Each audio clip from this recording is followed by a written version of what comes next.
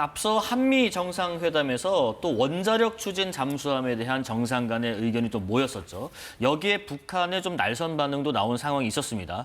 한중 정상회담에서는 이런 얘기에 대한 긴장감이 어떻게 영향을 미쳤는지 위성락 국가안보실장 설명 잠깐 들어보겠습니다. 이 대통령께서 우리 정부의 비핵화 및 평화 실현 구상을 소개하고 북한과의 대화 재개를 위한 중국의 건설적인 역할을 당부한 데 대해서 시 주석도 한반도 문제 해결과 한반도 평화 안정을 위한 노력을 지속하겠다고 화답하였습니다. 한반도의 평화 안정을 위한 노력을 지속하겠다.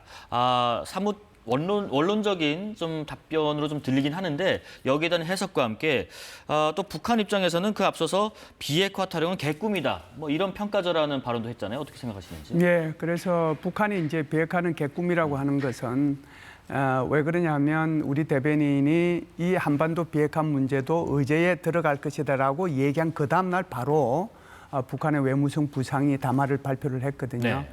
그래서 이런 담화 발표하는 것은 이 북한의 그 한반도 비핵화나 북한 비핵화 문제를 유엔 안전보장이사회나 유엔 총회 또는 제네바 군축회의에서 얘기할 때마다 북한은 항상 여기에 반응을 해왔었어요. 네네. 그래서 그 반응에 그냥 일부러 이렇게 보면 되는데 대신에 이제 이번 같은 경우는 한중 정상회담이 있으니까 이것은 이제 한국에 대한 경고라고 할까요? 그것도 있지만 중국에 대한 경고도 있었다. 이렇게 이제 봐야 되겠죠. 그래서 한반도 비핵화 문제를 의논하지 말아라는 그런 압력이 있지 않았겠어요. 네. 그리고 지금 말씀하신 것처럼 한반도 평화와 안정은 굉장히 그냥 뭐 이렇게 늘 해오던 그런 발언이지 않느냐라고 말씀을 하셨는데 맞습니다. 이 중국의 대한반도 정책은 세 가지가 정해져 있어요. 첫 번째가 한반도 평화와 안정이고요. 두 번째가 한반도 비핵화고 세 번째가 분쟁이 있으면 이를 대화로 해결한다. 이거였어요. 그런데 이번에 이제 좀 아쉬웠던 점은 바로 한반도 비핵화와 관련해서 중국이 여기에 대해서 결정적인 표현을 하지 않고 두루뭉실하게 한반도 평화와 안정이라는 표현 속에 이것을 포함시켜서 얘기했다. 그것은 조금 아쉬운 면이 있습니다. 관련해서 지금 말씀하신 것처럼 이 중국에 대한 경고 입장도 북한이 좀 표명한 것이다. 그도 그럴 것이 불과 얼마 전에 시진핑 주석과 김정은 위원장 그리고 푸틴 대통령이 같이 막루에 오르는 그런 모습도 있었지 않습니까? 그렇죠. 그런 연장선에서 볼 때 이번에 북한의 이런 발언 그리고 이번 한중 정상회담에서 이 비핵화에 대한 어떤 논의가 상당히 깊게 다루지 못한 부분에 대해서 해석하신다면 어떻게 생각하세요? 네, 이 북한의 입장은 핵 보유국 지위를 기정사실화 시켜서 최소한 인도나 파키스탄 정도의 국제서의 지위를 받아낸 다음 경제 제재를 해제하는 것이 네. 일단은 현재 전략입니다. 그런 전략 속에서 사실은 지난번 말씀하신 베이징 전승절에 참석을 해서 어떤 협력하는 모습을 보여줬고 그 뒤에 또 평양에서 열린 열병식에 중국의 국무총리가 가서 또 참관을 함으로써 네. 나름대로 핵 보유국 지위를 어느 정도 중국으로부터 인정받는 듯한 행보를 해온 거죠. 그런 노력을 하는 과정에 한중 정상회담에서 비핵화 논의를 하면 사실 북한 입장에서는 좀 기세 좋게 올라가는 것이 좀 꺾이는 부분이 있습니다. 북한 입장에서는 당연한 외교적인 노력을 한 것이고요. 그러나 북한이 그런 말을 한다고 해서 한국이나 중국이 그렇게 하겠다라고 금방 말하는 것은 또 그 문제가 있습니다. 네네. 한국은 우리의 전략적 기조가 있고 우리의 국가적 이익이 있고 핵 문제에 대한 우리의 정책 기조가 있고요. 중국도 마찬가지입니다. 그런 상황 속에서 시진핑 주석이 선택한 외교적인 언어는 북한의 입장을 적절하게 받아들이면서도 기본적인 중국의 입장을 반영한 평화와 안정이라는 두 글자를 내세워서 거기에 비핵화라는 것이 암묵적으로 들어있는 이런 정도로 마무리를 한 것이고요.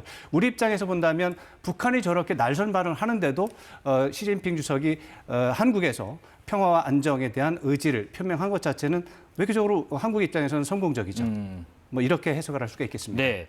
그 핵 추진 잠수함 관련된 이야기 나온 김에 이번 그 한중 정상회담에서 보인 중국의 반응 또 이제 중국의 이제 외교부 대변인이 또 내놓은 반응들 종합해서 볼 때 영내 그 안보 상황이 좀 달라질지 이로 인한 한중 관계에도 또 미묘한 변화가 있을지 어떻게 예상하세요? 뭐 저는 한중 관계 아무런 변화가 없을 아무런 거라고 변화 없을 것이다. 생각하고요. 외교부 대변인 그러니까 중국의 외교부에서 얘기한 걸 보면 이건 NPT에 위반된다라고 얘기했고 위반된다라고 얘기한 얘기하니까 한국 외교부에서 이건 NPT에 위반되지 않는다라고 바로 받아쳐서 네. 얘기를 했거든요.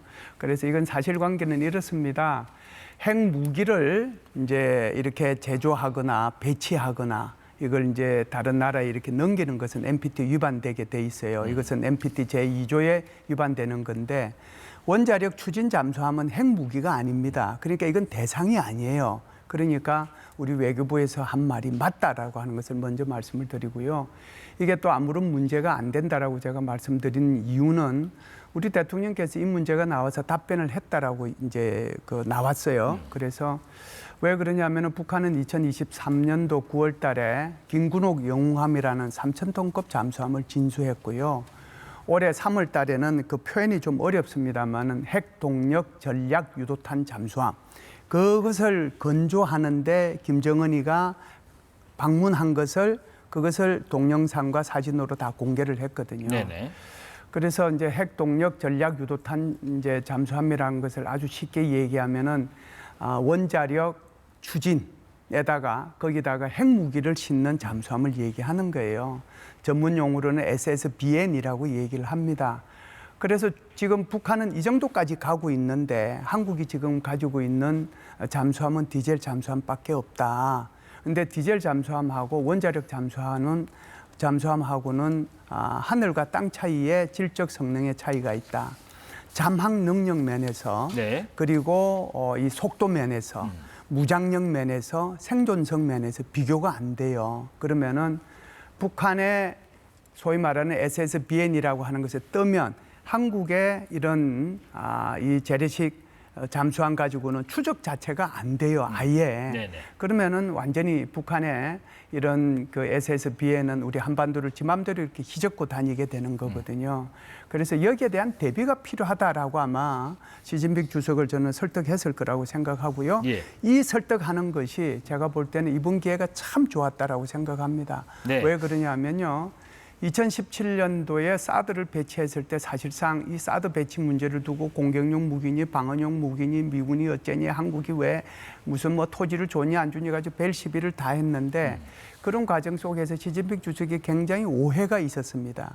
그로 인해서 한한령이라고 하는 것이 지금까지 와 있었고요. 네. 그런데 이번 같은 경우에는 마침 이게 이제 하루 전날 터져가지고 그 다음날 한 이틀 있다가 바로 이제 한중 정상회담을 하면서 왜 우리가 이렇게 하지 않으면 안 됐냐 하는 것을 설명할 수 있는 기회가 돼버렸잖아요.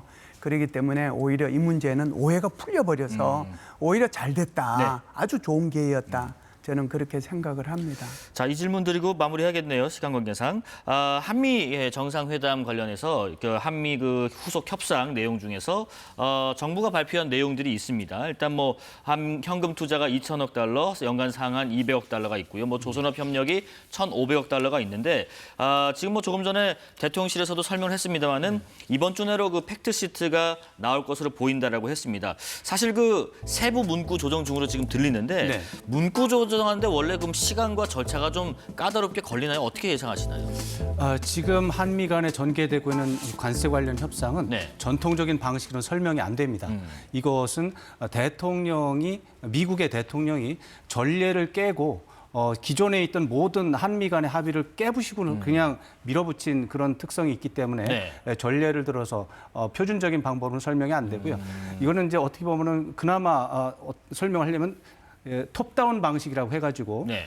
밑에서 실무선에서 차근차근 준비해서 정상의 결단을 받아서 한 게 아니고 정상이 결단을 내린 다음에 밑에 실무선이 그것을 설명을 이제 해내는 아하. 톱다운 방식입니다. 예, 예. 지금 이미 트럼프 대통령과 이재명 대통령 결단을 내렸고 합의했습니다. 방향성에 대해서. 이렇게 되면 장관급 실무 책임자들은 그 부분에 대해서 정상이 준 지침을 가지고 설명하면 되는데 문구를 만들면 되는데요. 이미 90% 이상의 방향성이 정해졌기 때문에 구체적인 문구 조정 가지고 한미 간에 뭐 추가적인 큰 문제는 벌어지지 않을 것 같다 이렇게 보고 있습니다. 네, 서강대 지식융합미디어대학 왕선택 대우교수, 한국군사문제연구원 김열수 실장과 말씀 나눠봤습니다. 고맙습니다.